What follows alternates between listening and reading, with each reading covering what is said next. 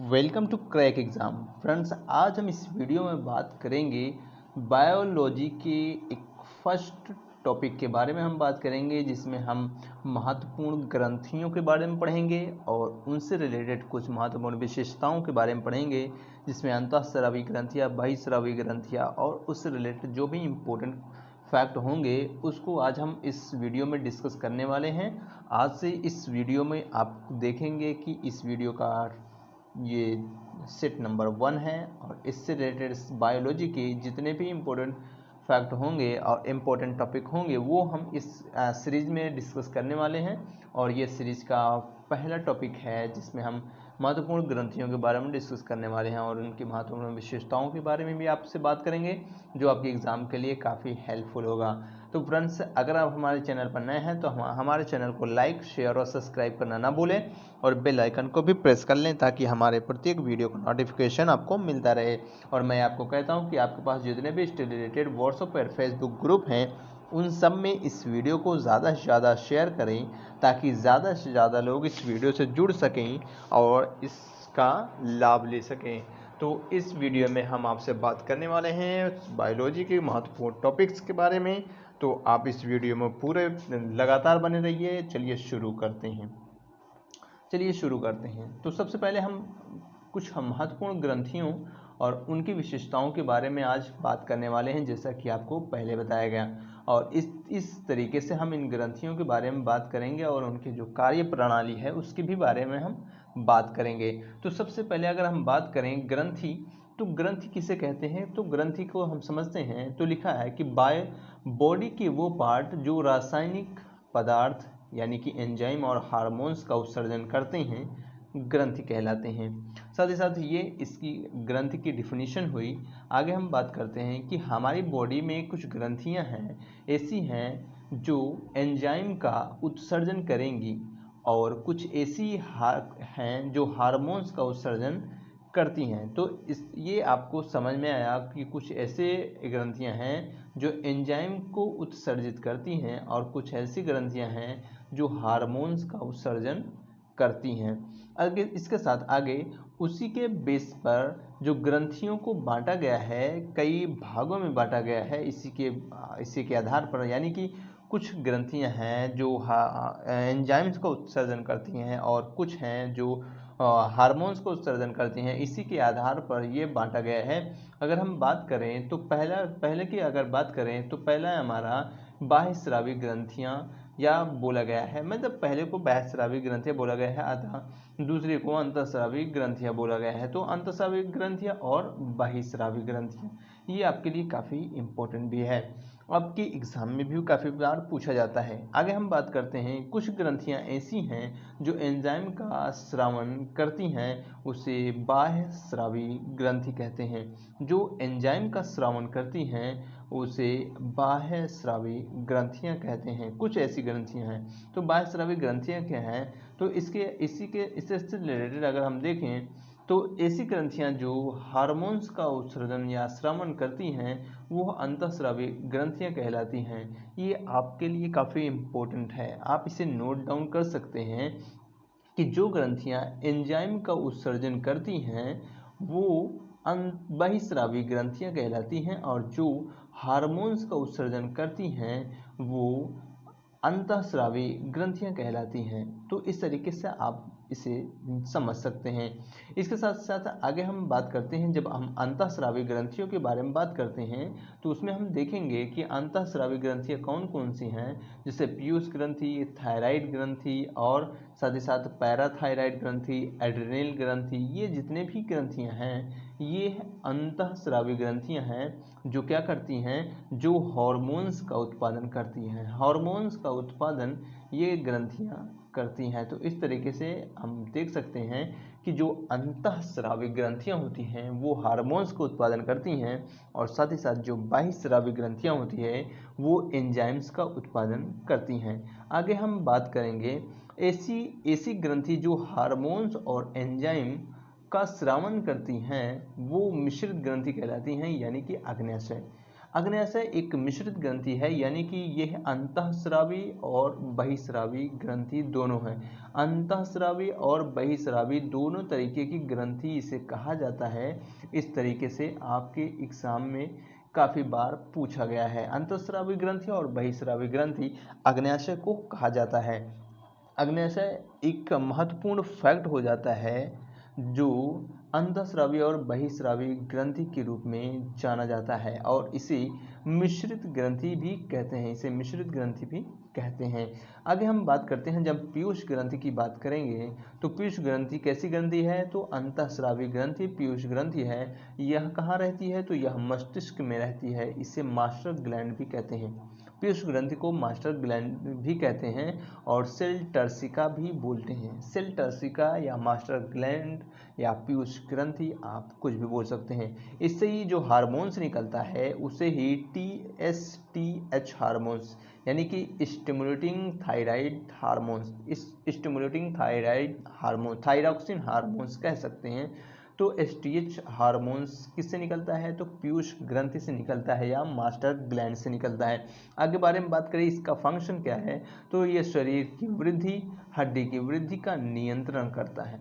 तो इस तरीके से हम पीयूष ग्रंथि के बारे में बात किए। आगे हम अगर मोस्ट इंपोर्टेंट फैक्ट के बारे में बात करें तो मानव शरीर की सबसे छोटी ग्रंथि कौन सी है, पीयूष ग्रंथि। अगर हम मानव शरीर की सबसे छोटी हड्डी की बात करें तो उसे स्टेप्स कहते हैं। स्टेप्स सबसे छोटी हड्डी होती है। जबकि ग्रंथि की बात करें तो सबसे छोटी ग्रंथि कौन सी होती है, तो सबसे छोटी ग्रंथि पीयूष ग्रंथि होती है। आगे हम चलते हैं, हम अब थायराइड ग्रंथि की बात करते हैं। थायराइड ग्रंथि ये कैसी ग्रंथि है, ये भी अंतःस्रावी ग्रंथि है। अंतःस्रावी ग्रंथि है, सबसे बड़ी अंतःस्रावी ग्रंथियों में से एक है। तो सबसे बड़ी अंतःस्रावी ग्रंथि थायराइड ग्रंथि है। आगे हम बात करें तो ये TSH हार्मोन्स ही थायराइड ग्रंथि को हार्मोन स्रावित करने के लिए प्रेरित करता है। तो जो TSH हार्मोन्स होता है, यानी कि थायराइड स्टिमुलेटिंग हार्मोन्स होता है, वो थायराइड ग्रंथि को हार्मोन स्रावित करने के लिए प्रेरित करता है। तो यही जो TSH हार्मोन्स होता है, यही प्रेरित करता है थायराइड ग्रंथि को। आगे हम बात करते हैं, अगले बात करेंगे तो अगले मनुष्य के गले में सांस नली के नीचे स्थित होती है कौन सी ग्रंथि, तो ये थायराइड ग्रंथि की बात कर रहा है। थायराइड ग्रंथि की बात कर रहा है और थायरॉक्सिन हार्मोन्स ये स्रावित करता है, जो कि घेंघा रोग के लिए काफ़ी महत्वपूर्ण होता है। जब थायरॉक्सिन हार्मोन्स का स्रावण नहीं हो पाता है तो घेंघा रोग हो जाता है, जो किससे होता है, आयोडीन की कमी से। आयोडीन की कमी से घेंघा रोग होता है। तो ये आप जाने रहिए। नेक्स्ट पे चलते हैं, थायरॉक्सिन हार्मोन्स के बारे में बात करेंगे। थायरॉक्सिन हार्मोन्स जो होता है थायराइड ग्रंथि से स्रावित होता है। आयोडीन की अधिक मात्रा होती है, तो इसका एंडोक्राइन सिस्टम का पेस मेकर कहते हैं। तो ये एंडोक्राइन सिस्टम का पेस मेकर भी इसे कहते हैं। आगे हम बात करें, अगर इसके कार्य की बात करते हैं तो इसके कार्य की बात करें तो पीयूष ग्रंथि के हार्मोन्स के साथ मिलकर शरीर के जल संतुलन का नियंत्रण करते हैं। ये पीयूष ग्रंथि के हार्मोन्स के साथ मिलकर शरीर के जल के संतुलन का कार्य करते हैं। इसके साथ साथ इस हार्मोन्स की कमी से घेंघा रोग हो जाता है। घेंघा रोग किसके कारण होता है, अभी हमने बात किया था, थायरॉक्सिन हार्मोन्स की कमी से होता है, जो आयोडीन से घेंघा रोग को समाप्त किया जा सकता है। आगे हम बात करेंगे पैराथायराइड ग्रंथि के बारे में बात करेंगे। अगर हम पैराथायराइड ग्रंथि के बारे में बात करें तो ये थायराइड ग्रंथि के पीछे ही होती है, यानी कि ये जो थायराइड ग्रंथि है उसके पीछे पैराथायराइड ग्रंथि होती है। नाम से ही पता चल रहा होगा कि किसी के पीछे है पैराथायराइड ग्रंथि, तो उसके पीछे थायराइड ग्रंथि के पीछे पैराथायराइड ग्रंथि होती है। और साथ ही साथ अगर इससे निकलने वाले हम हार्मोन्स की बात करें तो इससे निकलने वाले हार्मोन ब्लड के में कैल्शियम की मात्रा का नियंत्रण करते हैं। जो रुधिर है उसमें कैल्शियम की जो मात्रा है उसका नियंत्रण पैराथायराइड से जो हार्मोन्स निकलते हैं वो उसका नियंत्रण करते हैं। आगे हम बात करें पैराथायराइड ग्रंथि से दो हार्मोन्स निकलते हैं जिसे हम पैराथायराइड हार्मोन्स और कैल्सिटोनिन कहते हैं। कैल्सिटोनिन और पैराथायराइड हार्मोन्स कहते हैं और कैल्सिटोनिन हार्मोन्स भी कहते हैं। आगे हम बात करें किस कंडीशन में निकलते हैं, तो इस तरीके से हम बात करें पैराथायराइड हार्मोन्स और कैल्सिटोनिन हार्मोन्स। अब पैराथायराइड हार्मोन्स के बारे में बात करें तो जब ये निकलता है तब ब्लड में कैल्शियम की मात्रा कम हो जाती है। कैल्शियम की मात्रा अगर अधिक हो गई है तो पैराथायराइड हार्मोन्स का स्रावन होगा, और जब स्रावन होगा तो ब्लड से कैल्शियम की मात्रा कम हो जाती है।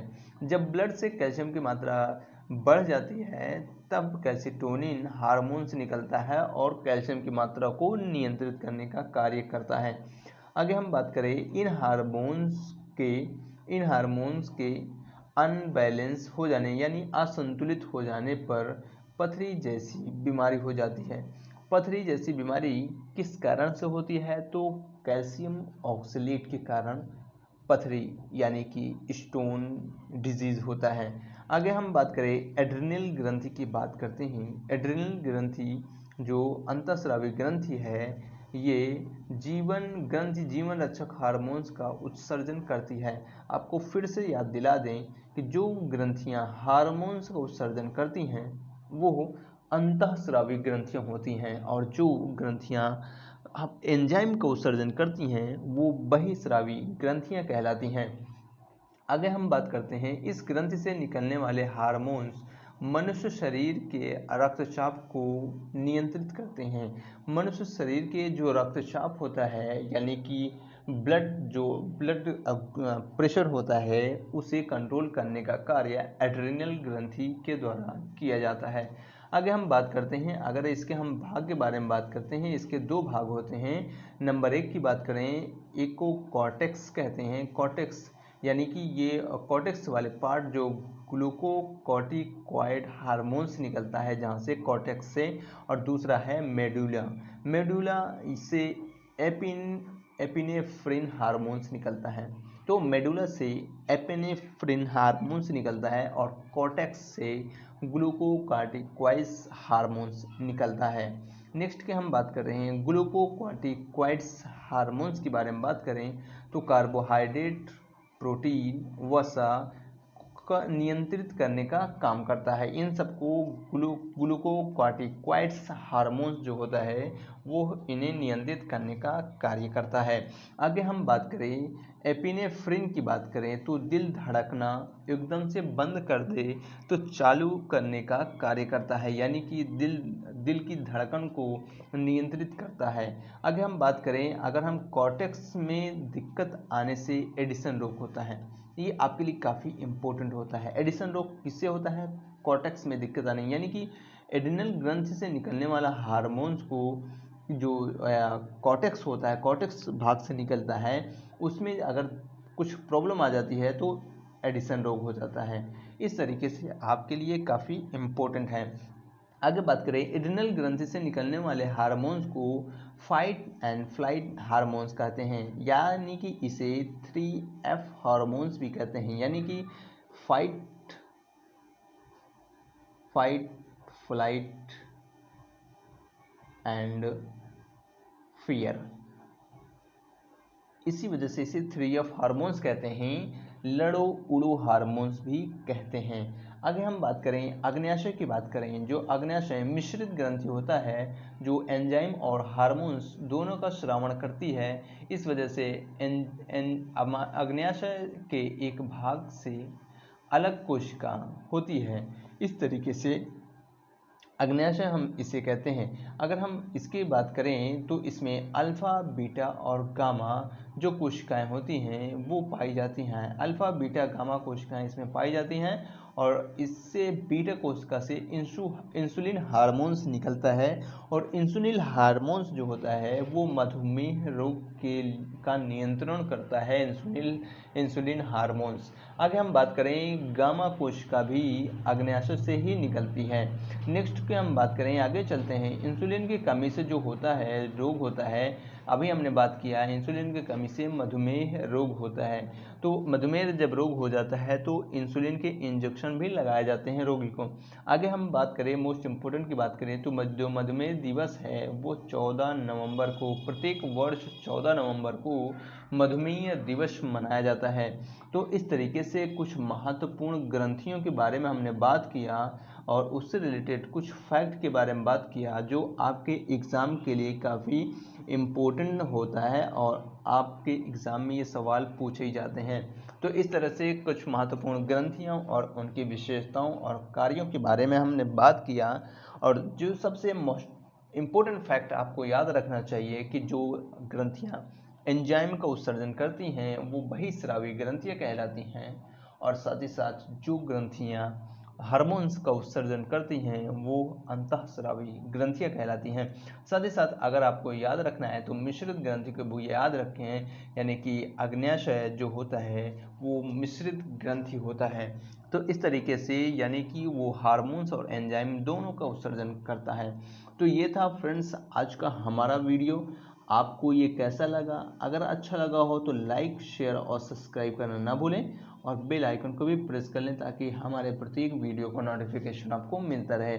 और मैं आपको फिर कहता हूँ कि आपके पास जितने भी स्टडी रिलेटेड व्हाट्सएप और फेसबुक ग्रुप हैं उन सब में इस वीडियो को ज़्यादा से ज़्यादा शेयर करें ताकि ज़्यादा से ज़्यादा लोग इस वीडियो को देख सकें।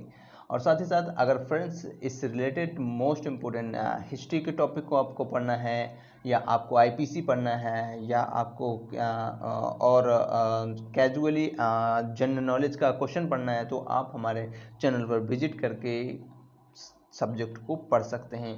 तो मिलते हैं नेक्स्ट वीडियो में, तब तक के लिए नमस्कार।